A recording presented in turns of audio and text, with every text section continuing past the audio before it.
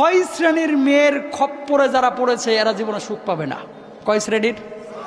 ইহুদি মহিলাদের এই 6টা গুণ ছিল। কয়টা? 6টা। এই 6 শ্রেণীর মেয়েদের খপ্পরে পড়া যাবে না। 1 নম্বর, মনোযোগ দিয়ে শোনেন, আন্নানা। আন্নানা কারা? কিছু মেয়ে আছে খালি আফসোস আফসোস আফসোস করে। কেমন আফসোস? ইস, যদি আমার জামাইটা এরকম না হয়ে এরকম হইতো।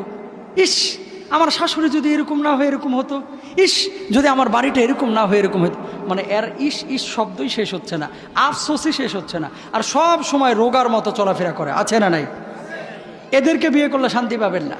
2 নম্বর, মান্নানা। কিছু বউ আছে দেখবেন বাপের বাড়ি থেকে ধরেন ওই 1900 কটকটি সালে 2000 টাকা এনে দিয়েছিল বা 20,000 এনে দিয়েছিল। এই টাকাটার খোটা আজকে 32 বছর ধরে দেয়। আমার আছে না নাই? তোমার জন্য আমি এটা করেছি, তোমার জন্য আমি সেটা করেছি, তোমার জন্য এটা করলাম, তোমার ভাইয়ের জন্য এটা করলাম, তোমার বাপের জন্য এটা করলাম, তোমার মার জন্য এটা করলাম। মানে ও কি করেছে খালি এগুলো বলচাল মারতে থাকে। আছে না নাই? আর খোটা দেয়।